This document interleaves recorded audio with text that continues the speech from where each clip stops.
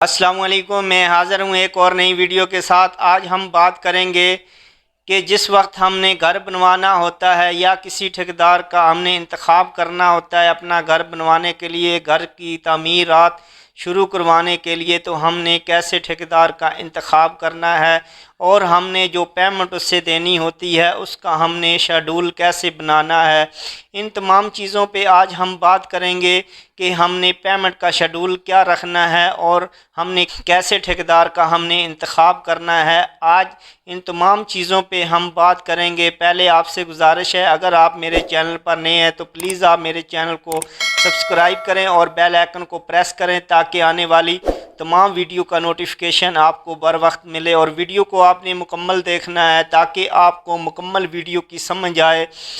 تو ویڈیو کو شروع کرتے ہیں۔ سب سے پہلے آپ نے جس وقت بھی کسی بھی ٹھیکیدار کا آپ نے انتخاب کرنا ہے تو آپ نے کسی رشتہ دار یا کسی دوست سے جس نے کام کروایا ہو، کسی ٹھیکیدار سے آپ نے اس سے ملاقات کرنی ہے، یا پھر آپ نے اس ٹھیکیدار کا کام دیکھنا ہے اور وہ جس بندے کا کام کر رہا ہوتا ہے آپ نے اس سے معلومات لینی ہے کہ اس کا پیمنٹ لینے کا کیا شیڈول ہے اور اس کا کیسا رویہ ہے اور یہ کام کیسا کرواتا ہے اور یہ کام پہ کتنا وزٹ کرتا ہے، کیونکہ اکثر دیکھا جاتا ہے کہ ٹھیکیدار کام پہ بالکل نہیں آتے، کسی اچھے مستری کے وہ ذمہ لگا دیتے ہیں کہ آپ نے یہ کام کروانا ہے، لیکن یہ ہوتا ہے جس کی ذمہ واری ہوتی ہے اس کو یہ کام کروانا چاہیے۔ اگر ٹھیکیدار کسی مستری کے ذمہ لگا دیتا ہے، اس سے اگر کوئی غلطی ہو جاتی ہے تو وہ اگنور کر دے گا، وہ یہ کہے گا کہ کوئی بات نہیں،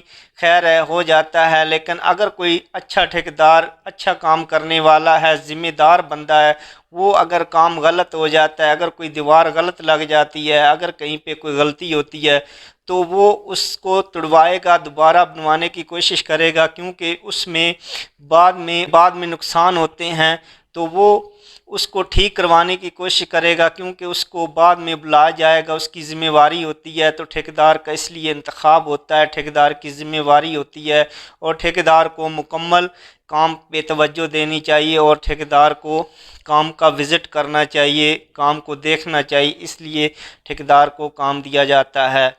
اور آپ نے جس وقت آپ کسی بھی ٹھیکیدار کا انتخاب کر لیں، کیونکہ ٹھیکیدار یہ کرتے ہیں کہ کوئی، میں سب کی بات نہیں کر رہا، اگر کسی ٹھیکیدار کو میری بات بری لگے تو میں اس سے معذرت کرتا ہوں۔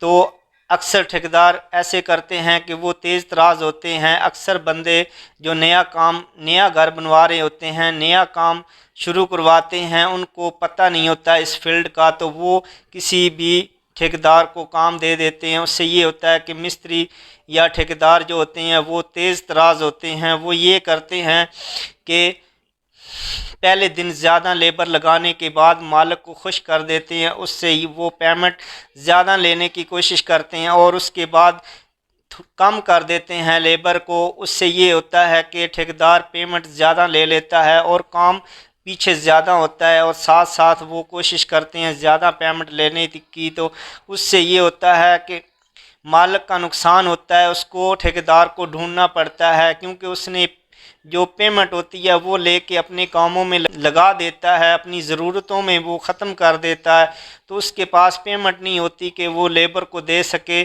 تو آپ نے ان چیزوں کا خیال کرنا ہے، کیونکہ اگر آپ کو اس کو زیادہ پیمنٹ کر دیتے ہیں تو اس سے یہ ہوگا کہ وہ آپ کا کام، یا تو پھر وہ آپ کا کام لیٹ کر دے گا، یا پھر آپ کے پاس لیبر کم بھیجنا شروع کر دے گا، آپ کا کام زیادہ لمبا ہو جائے گا۔ آپ نے کوشش کرنی ہے اس کے ساتھ، جس وقت بھی آپ نے ایگریمنٹ سائن کرنا ہے، آپ نے پیمنٹ شیڈول آپ نے اس کے ساتھ شامل کرنی ہے، آپ نے لکھنی ہے۔ تو آپ نے پیمنٹ شیڈول آپ نے کیسے لکھنی ہے، تو آپ نے پیمنٹ شیڈول آپ نے ایسے لکھنی ہے، یا پھر آپ اس کے ساتھ جمعرات کا جو لیبر جمعرات تک کام کرتی ہے اس کی آپ نے جمعرات کو پیمنٹ کر دینی ہے۔ جتنے آپ کے پاس مستری یا مزدور آپ کے پاس کام کرتے ہیں اس کی آپ نے جمعرات کو پیمنٹ کرنی ہے۔ آپ نے یا تو پھر ایسے کر سکتے ہیں، یا پھر آپ اس کے ساتھ، اگر آپ کا 5 मरले का घर है, 5 लाख का बन रहा या 6 लाख का बन रहा, उसकी मुकम्मल पेमेंट आपके पास अगर नक्शा आता है तो उसके पास स्क्वायर फुट लिखे हुए होते हैं और उस पे आपका रेट तय हो जाता है, 350 होता है या 400 रुपये पर फुट होता है। तो आपने उसकी जो पेमेंट है वो बना लेनी है, उसका आपने एक शेड्यूल बना लेना है कि आपको पहले कितनी पेमेंट करनी है और आपको बुनियादें बनाने के बाद कितनी पेमेंट करनी है, लेंटर पे कितनी पेमेंट करनी है। ये तमाम आपके पास एक शेड्यूल लिखा हुआ हो, एक वर्का लिखा हुआ हो जिसके ऊपर तमाम चीज़ें दर्ज हों और आपने जो उसको पेमेंट देनी है वो आपने उससे भी साइन करवाना है। जिस वक्त वो आपसे पेमेंट लेता है तो आपने भी उसके पेपर पे साइन साथ साथ करना है। तो आपने इन चीज़ों का तमाम चीज़ों का ख्याल रखना है और इंशाल्लाह आपको परेशानी नहीं होगी। आपने जिस वक्त भी एग्रीमेंट साइन करना है आपने उसमें पेमेंट शेड्यूल आपने दर्ज करवा लेनी है। तो पेमेंट शेड्यूल जो आपने दर्ज करवानी है वो आपने कैसे करवानी है उस पर आज हम बात करेंगे।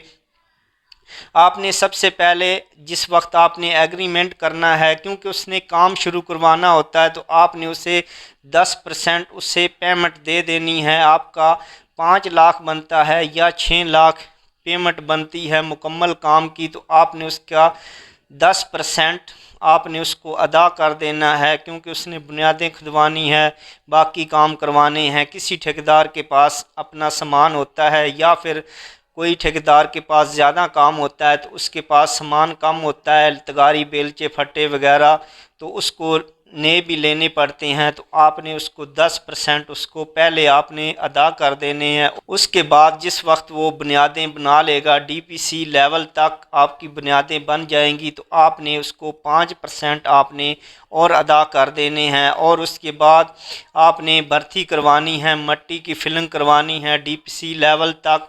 तो आपने अगर वो डीपीसी के ऊपर काम अगर शुरू करता है, अगर आपसे कोई ख़र्चा मांग रहा है तो आपने दे देना है। और उसके बाद आपने 7 फुट तक लेंटर डालने के बाद, चुकाठें लगाने के बाद आपने उसको 15% आपने और अदा कर देना है। 15% आपने दरवाजे चुकाठें लगाने के बाद डोर लेंटर के लेवल तक आपने, उसने अगर चुनाई लगा दी तो आपने 15% उसको और अदा करने हैं। और चुनाई मुकम्मल होने के बाद, मिसाल के तौर पे आपकी चुनाई आपने हाइट 11 फुट रखी है या 11.5 फुट रखी है, वहाँ तक अगर उसने चुनाई मुकम्मल कर दी है तो आपने 5% आपने उसको और देने हैं, क्योंकि उसने शटरिंग वाले को पेमेंट देनी होती है कुछ ना कुछ एडवांस में, क्योंकि उन्होंने गाड़ियों में किराए लगा के उसने शटरिंग डलवानी होती है। तो 5% आपने चुनाई मुकम्मल होने के बाद उसको अदा करनी है। और उसके बाद आ जाती है लेंटर की बारी। लेंटर डालने के बाद आपने उसे 15% और दे देने हैं। और उसके बाद प्लस्तर शुरू होने से पहले आपने 10% उसे देने हैं। और प्लस्तर ख़त्म होने के बाद अगर आपका मुकम्मल घर का प्लस्तर ख़त्म हो जाता है तो आपने 10% और उसे अदा कर देने हैं, 10% आपने और दे देने हैं। और उसके बाद फ़र्श कच्चों की बारी है। अगर फ़र्श कच्चे हो जाते हैं तो आपने 10% और उसे दे देने हैं। आपने 10% कच्चे होने के बाद, क्योंकि रोड़ी डालनी पड़ती है और उसके बाद उसे कच्चे करने पड़ते हैं, तो इसके साथ साथ उसको 10% आपने प्लस्तर होने के बाद आपने उसको अदा कर देने हैं। और उसके बाद आ जाती है, अगर आपने टाइल लगानी है या आपने मार्बल लगाना है, तो मार्बल टाइल लगाने के बाद आपने 10% और उसको अदा कर देनी है। तो ये टोटल आपके 90% हो जाएंगे। 90% आपकी पेमेंट है वो ठेकेदार की तरफ चली जाएगी।